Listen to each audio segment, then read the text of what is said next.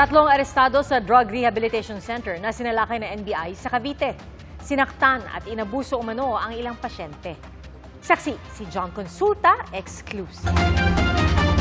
Pinasok ng mga ahente ng National Bureau of Investigation National Capital Region ang rehabilitation center na ito sa Silang, Cavite. Bakit po? NBI kami, NBI. Mais na, NBI kami. Buka dyan. Sa kalawang palapag ay dinatnan nila ang nakakandadong rehas na pinto.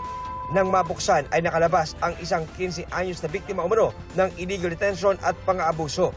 Nailigtas din ang isang 18 anyos.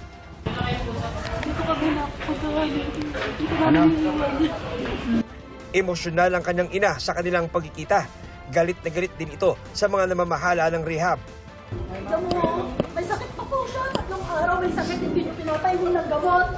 Ano ba hindi totoo? Sinabi niya. Sumbong ng complainant sa NBI. Nagparehab yung bata. After rehab, sa tingin nila mukhang magaling na, they want to go out of the rehabilitation.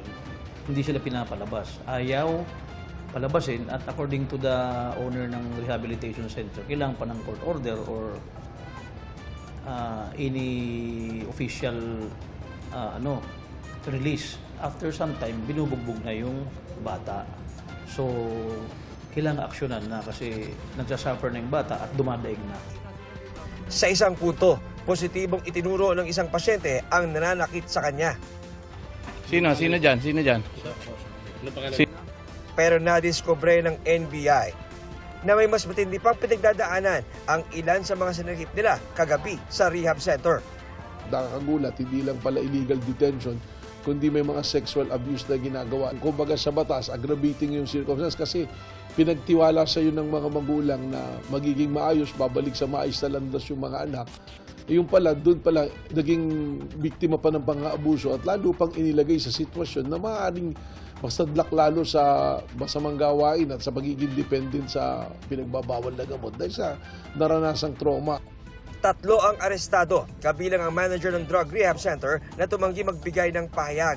Pero ang dalawang hinuli, todo pakiusap sa complainant. Hindi naman po ako empleyado sa rehab. Isa rin po akong pasyente na nagvo-volunteer. Hindi naman po ako sumusweldo. Wala akong kontrata. Gusto ko lang tumulong. Pero ngayon, naiipit po ako sa ganitong sitwasyon. Sana mapatawad mo ko. Hindi ko naman sinasadyang gawin yun sa'yo. Serious illegal detention at saka sexual abuse, rape, yung may mga rape din na nangyayari. Kasi na-identify talaga nung biktima, yung mga gumawa ng pang-aabuso sa kanya. Sa loob mismo ng rehabilitation center, at yan, hindi lang isang beses. So, at kung ilang beses ginawa, so kung ilang beses ginawa yan, isang kaso ng isang kaso yan. Hindi lang natin sila kakasuhan at ipapasara rin natin itong rehabilitation center na ito. Hinihikayat ng NBI ang iba pa mga posibleng naging biktima ng naturang rehabilitation center na magtungo sa kanilang tanggapan para maghain ng karagdagang reklamo. John Consulta ang inyong saksi.